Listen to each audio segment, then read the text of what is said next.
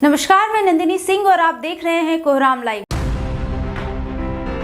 चाईबासा में आज पुलिस और नक्सलियों के बीच जमकर मुठभेड़ हुई। इस मुठभेड़ में दोनों ओर से कई राउंड फायरिंग की गई। इसमें सीआरपीएफ के 2 जवानों को गोली लगी। जल्दबाजी में दोनों जख्मी जवानों को एयरलिफ्ट कर रांची के मेडिका भेजा गया, जहां एक जवान की मौत हो गई। वहीं हेड कांस्टेबल मुन्ना कुमार का इलाज चल रहा है। शहीद जवान सुशांत कुमार खुटिया के सीने में गोली लगी। वे उड़ीसा के केवझर के आनंदपुर के रहने वाले थे। सुरक्षा बलों को जिले में 1 करोड़ के इनामी नक्सली मिसिर बेसरा दस्ते के होने की खबर मिली, जिसके बाद से लगातार सर्च अभियान चलाया जा रहा है। आज के सर्च ऑपरेशन के दौरान नक्सलियों ने फायरिंग शुरू कर दी। सुरक्षा बलों ने भी मोर्चा संभालते हुए जवाबी फायरिंग की। मुठभेड़ में सीआरपीएफ कोबरा बटालियन, सीआरपीएफ और झारखंड जगुआर की टीम शामिल थी।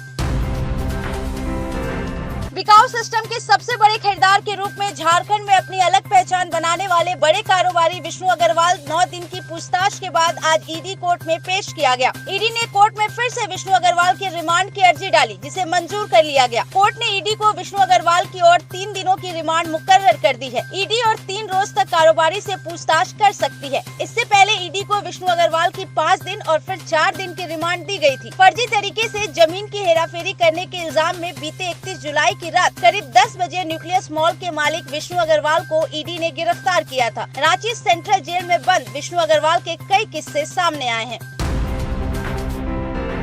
रिश्तेदार के यहाँ से अपने घर लौट रही महिला के साथ बहुत गलत हो गया। इल्जाम है कि 4 लड़कों ने हथियार के दम पर पहले उसका किडनैप किया, फिर बारी बारी उसकी आबरू लूट ली। करीब 1 घंटे तक दरिंदगी करने के बाद महिला को छोड़ दिया गया। वारदात को देवघर के मधुपुर के डुमरिया पुल के नीचे झाड़ी में ले जाकर अंजाम दिया गया। बदहवास महिला किसी तरह मधुपुर पहुंची और रेलवे स्टेशन पर रात बिताई। इसके बाद मधुपुर थाना पहुँच सारी बात पुलिस को बताई। इस बात का खुलासा आज एसडीपीओ विनोद रवानी ने मीडिया के सामने किया। पीड़िता ने पुलिस को बताया कि देर शाम रेलवे कॉलोनी रोड से पैदल अपने घर लौट रही थी। डॉल्फिन चौक के पास उसका अपहरण कर लिया गया। इसके बाद दरिंदगी की गई। पुलिस एक्टिव मोड में आई और टीम बना छापेमारी कर 3 संदेही गुनागारों श्याम सुंदर दास, देवव्रत मेहरा और अजीत कुमार को धर दबोचा। वहीं चौथे आरोपी सिकंदर दास को धरने के लिए छापेमारी की जा रही है।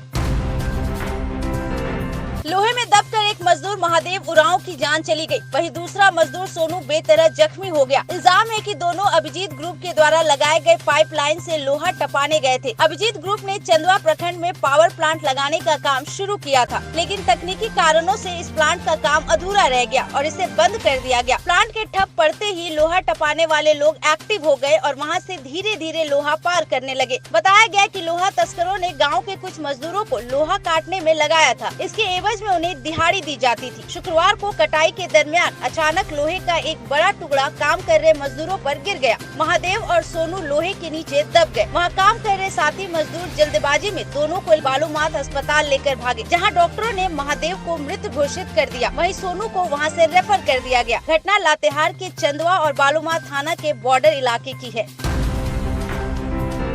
टाटा से चलने वाली टाटा हावड़ा स्टील सहित 50 से अधिक ट्रेनों को आगामी 13 अगस्त को कैंसिल कर दिया गया है। दक्षिणी पूर्व रेलवे ने संबंधित अधिसूचना जारी कर दी है। रद्द किए गए ट्रेनों में लोकल ट्रेन भी शामिल है। अधिसूचना के अनुसार हावड़ा खड़गपुर रेल मार्ग में संतरागाछी रेलवे स्टेशन के पास विकास कार्य हो रहे हैं। इस रूट पर ट्रैफिक काम कर पावर ब्लॉक करने का फैसला लिया गया है। इस वजह से कुछ ट्रेनों को रद्द कर और कुछ का रूट डाइवर्ट कर दिया गया है। वहीं कुछ ट्रेनों का रूट शॉर्ट कर दिया गया है। पटना में आज दिन दहाड़े फायरिंग की गई। अपराधियों ने फतुहा स्टेशन रोड के नलबंधवा गली के पास कई राउंड गोलियां बरसाई। इस दौरान इसी रास्ते में जा रहे एक युवक को गोली लग गई। गोली युवक के कंधे में जा लगी, जिसके बाद वो बेहोश होकर वहीं गिर पड़ा। बदमाश उसे मरा समझकर वहां से भाग निकले। आसपास के लोगों की मदद से उसे अस्पताल ले जाया गया। उसकी नाजुक हालत को देखते हुए उसे पीएमसीएच रेफर कर दिया गया। युवक की पहचान 19 साल के मोहम्मद चांद के रूप में की गई। वो खुशरूपर का रहने वाला है। मौके पर पहुंची पुलिस तफ्तीश में जुट गई है। इस दुस्साहसिक वारदात के बाद इलाके में सनसनी है।